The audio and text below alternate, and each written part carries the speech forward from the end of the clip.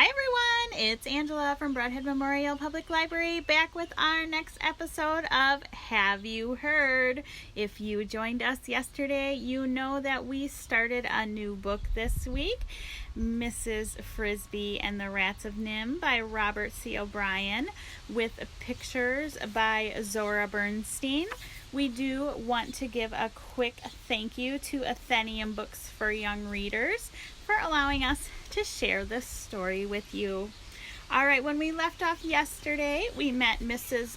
Frisby and her children, her youngest of which, Timothy, is sick. He has pneumonia. Mrs. Frisby went to one of her neighbors, Mr. Age's, for some medicine, and that is where we left off. So let's find out what happens next. Our next chapter is called The Crow and the Cat. Mrs. Frisby looked again at the sun and saw that she faced an unpleasant choice. She could go home by the same roundabout way she had come, in which case she would surely end up walking alone in the woods in the dark, a frightening prospect, for at night the forest was alive with danger. Then the owl came out to hunt, and foxes, weasels, and strange wild cats stalked among the tree trunks. The other choice would be dangerous too, but with luck it would get her home before dark. That would be to take the straighter route across the farmyard between the barn and the chicken house, going not too close to the house, but cutting the distance home by half. The cat would be there somewhere, but by daylight and by staying in the open away from the shrubs, she could probably spot him before he saw her. The cat. He was called Dragon. Farmer Fitzgibbon's wife had given him the name as a joke when he was a small kitten pretending to be fierce. But when he grew up, the name turned out to be an apt one. He was enormous, with a huge broad head and large mouth full of curving fangs, needle-sharp. He had 7 claws on each foot and a thick furry tail, which lashed angrily from side to side. In color, he was orange and white, with glaring yellow eyes, and when he leapt to kill, he gave a high, strangled scream that froze his victims where they stood. But Mrs. Frisby preferred not to think about that. Instead, as she came out of the woods from Mr. Age's house and reached the farmyard fence, she thought about Timothy. She thought of how his eyes shone with merriment when he made up small jokes, which he did frequently, and how invariably kind he was to his small, scatterbrained sister, Cynthia. The other children sometimes laughed at her when she made mistakes or grew impatient with her because she was was forever losing things. But Timothy never did. Instead, he would help her find them, and when Cynthia herself had been sick in bed with a cold, he had sat by her side for hours and entertained her with stories. He made these up out of his head, and he seemed to have a bottomless supply of them. Taking a firm grip on her packets of medicine, Mrs. Frisby went under the fence and set out toward the farmyard. The first stretch was a long pasture. The barn itself, square and red and big, rose in the distance to her right, and to her left, further off, were the chicken houses. When at length she came abreast of the barn, she saw the cattle wire fence that marked the other end of the pasture, and as she approached it, she was startled by a sudden outburst of noise. She thought at first it was a hen, strayed from the chicken yard, caught by a fox, perhaps. She looked down the fence and saw that it was no hen, but a young crow, flapping in the grass, acting most odd. As she watched, he fluttered to the top wire of the fence, where he perched nervously for a moment. Then he spread his wings, flapped hard, and took off. But after flying 4 feet, he stopped with a snap and crashed to the ground again, shedding a flurry of black feathers and squawking loudly. He was tied to the fence. A piece of something silvery, it looked like wire, was tangled around one of his legs. The other end of it was caught in the fence. Mrs. Frisby walked closer, and then she could see it was not wire after all, but a length of silver-colored string, probably left over from a Christmas package. The crow was sitting on the fence, pecking ineffectively at the string with his bill, cawing softly to himself, a miserable sound. After a moment he spread his wings, and she could see he was going to try to fly again. "Wait," said Mrs. Frisby. The crow looked down and saw her in the grass. "Why should I wait? Can't you see I'm caught? I've got to get loose." "But if you make so much as a noise again, the cat is sure to hear, if he hasn't heard already." "You'd make noise too if you were tied to a fence with a piece of string, and with night coming on." "I would not," said Mrs. Frisby, "if I had any sense and knew there was a cat nearby. Who tied you?" She was trying to calm the crow, who was obviously terrified. He looked embarrassed and stared at his feet. "I picked up the string. It got tangled with my foot. I sat on the fence to try to get it off, and it caught on the fence." "Why did you pick up the string?" The crow, who was very young indeed, in fact only a year old, said wearily, "Because it was shiny." "You knew better." "I had been told." Bird brain, thought Mrs. Frisby, and then recalled what her husband used to say. The size of the brain is no measure of its capacity. And well she might recall it, for the crow's head was double the size of her own. "Sit quietly," she said. "Look toward the house and see if you can see the cat." "I don't see him, but I can't see behind the bushes. Oh, if I could just fly higher." "Don't," said Mrs. Frisby. She looked at the sun. It was setting behind the trees. She thought of Timothy and of the medicine she was carrying, yet she knew she could not leave the foolish crow there to be killed, and killed he surely would be before sunrise, just for want of a few minutes' work. She might still make it by dusk if she hurried. "Come down here," she said. "I'll get the string off." "How?" said the crow dubiously. "Don't argue. I only have a few minutes." She said this in a voice so authoritative that the crow fluttered down immediately.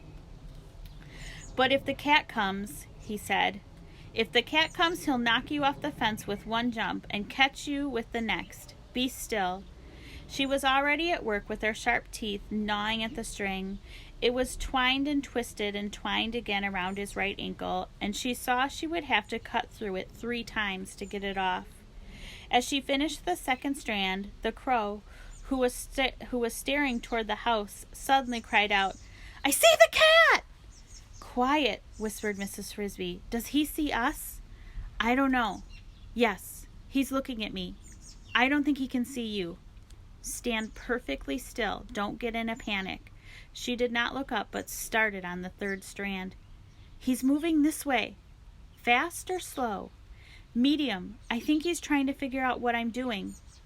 She cut through the last strand, gave a tug, and the string fell off. "There, you're free. Fly off and be quick."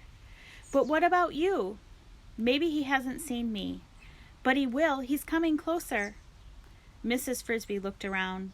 There was not a bit of cover anywhere near, not a rock, nor a hole, nor a log, nothing at all closer than the chicken yard, and that was in the direction of the cat, the cat was coming from, and a long way off. "Look," said the crow. "Climb on my back, quick, and hang on." Mrs. Frisby did what she was told, first grasping the precious packages of medicine tightly between her teeth. "Are you on?" "Yes." She gripped the feathers of its back, felt the beat of his powerful black wings, felt the dizzying upward surge, and shut her eyes tight.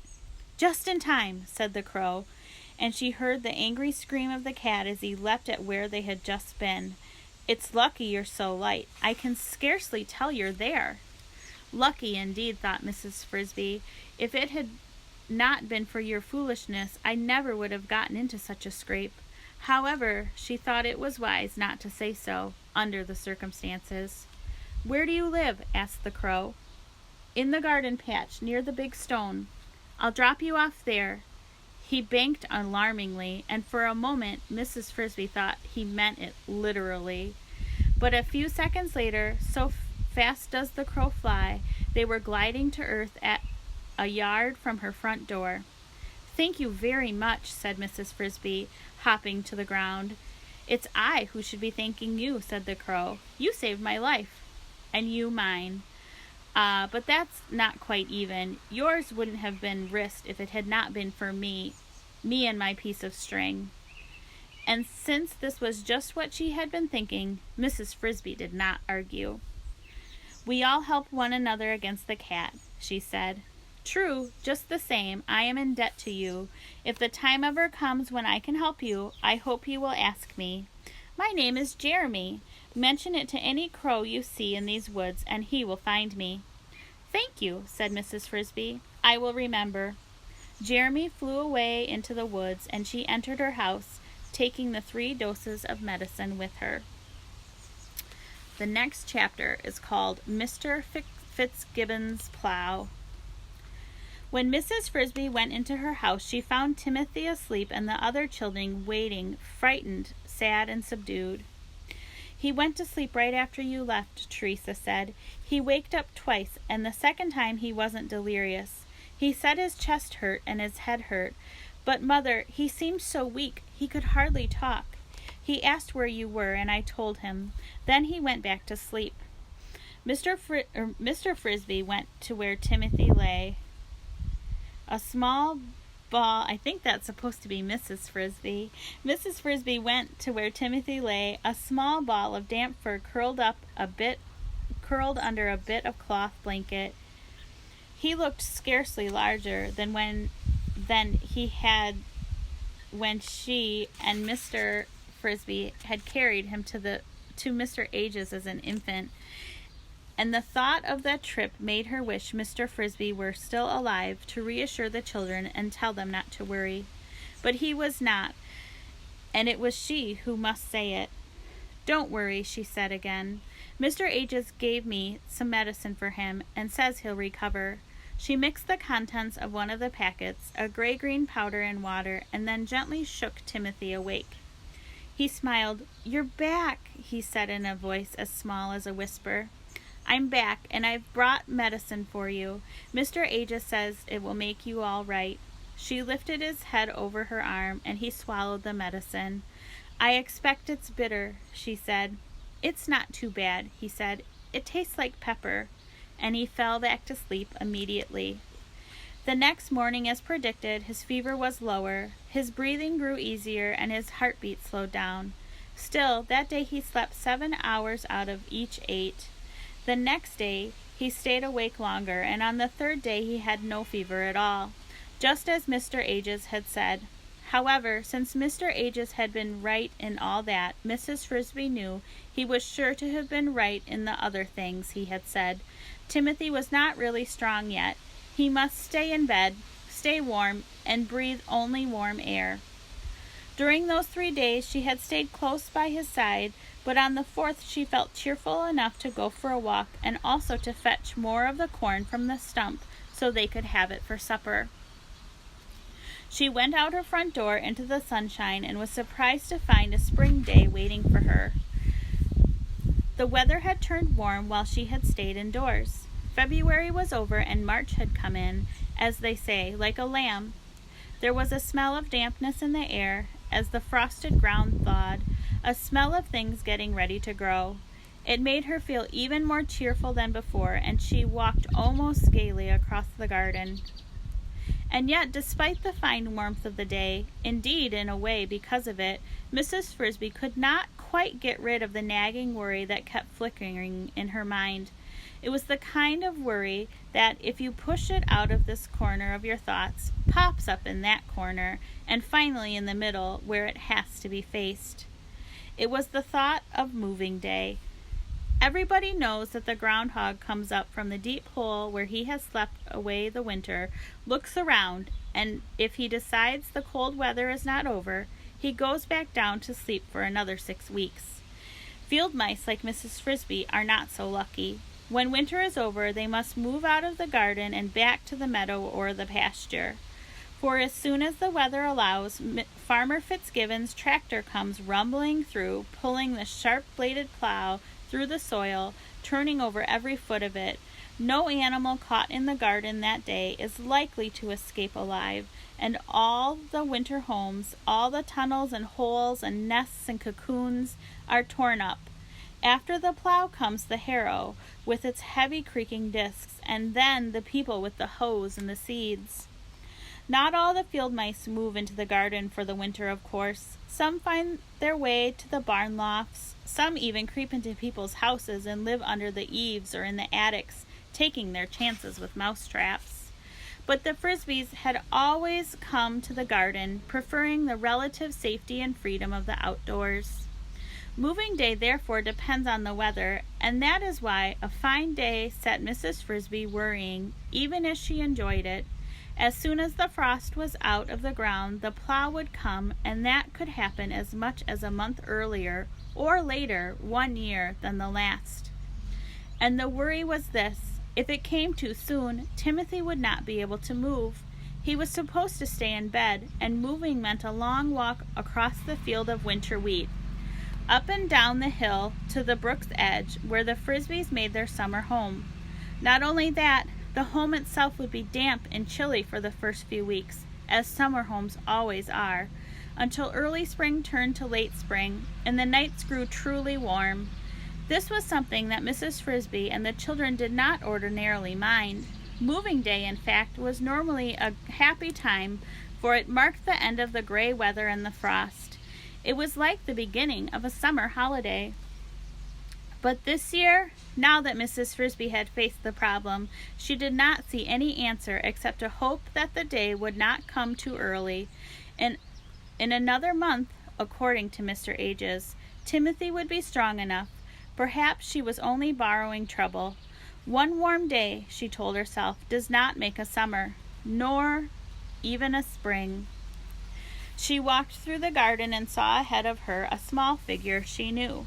It was a lady shrew, a tiny thing scarcely bigger than a peanut, but with a wit as sharp as her teeth. She lived in a simple hole in the ground a few yards away. Mrs. Frisby met her often and had grown to like her, though shrews are generally unpopular, having a reputation for short tempers and extremely large appetites. "Good morning," said Mrs. Frisby.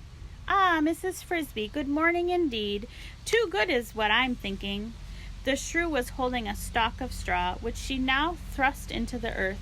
It went down easily for 2 inches or more before it bent in her hand. "Look at that. The top frost is gone already. Another few days like this, and it will all be gone. Then we will have the tractor in here again, breaking everything up." "So soon? Do you really think so?" asked Mrs. Frisby. Her worrying returned with a rush stronger than before. "He plows when the frost is gone. Remember the spring of '65? That year he plowed on the 11th day of March, and on a Sunday at that. I moved down to the woods that night and nearly froze to death in a miserable hollow log. And that day came after a week of days just like this." Mrs. Frisby did remember it. Her family, too, had shivered through those chilly nights, for the fact was that the earlier moving day came, the colder the nights were likely to be. "Oh dear," she said, "I hope it doesn't happen this year. Poor Timothy's too sick to move." "Sick he is? Take him to Mr. Ages. I've been myself, but he was too weak to get out of bed and still is." "I'm sorry to hear that. Then we must hope for another frost, or that the tractor will break down. I wish someone would drive a tractor through his house and see how he likes it." So muttering, the lady shrew moved off, and Mrs. Frisby continued across the garden. The remark was illogical, of course, for they both knew that without Mr. Fitzgibbon's plow there would be no garden to live in at all, and there was no way he could turn the earth without also turning up their houses. Or was there? What the shrew had said was meant to be sympathetic, but it was not helpful. It meant, Mrs. Frisby realized, that she too could see no solution to the problem. But that did not mean that there was none. She remembered something her husband, Mr. Frisby, used to say: "All doors are hard to unlock until you have the key." All right, she must try to find the key, but where? Whom to ask? And then, as if to make things worse, she heard a sound that filled her with alarm. It came from across the fence in the farmyard, a loud, sputtering roar. It was Mr. Fitzgibbons starting his tractor. All right, well, we are going to stop there for today. We'll be back tomorrow with more of Mrs. Frisby and the Rats of NIM, so be sure to join us. If you haven't already, you can also like our YouTube channel, and then you'll get alerts for when we post new videos. We would really appreciate that. You can like the videos and subscribe. And then if you're participating in the summer reading program, make sure you write down 20 minutes for listening to today's video. All right, well, we'll see you tomorrow with more. Have a great day.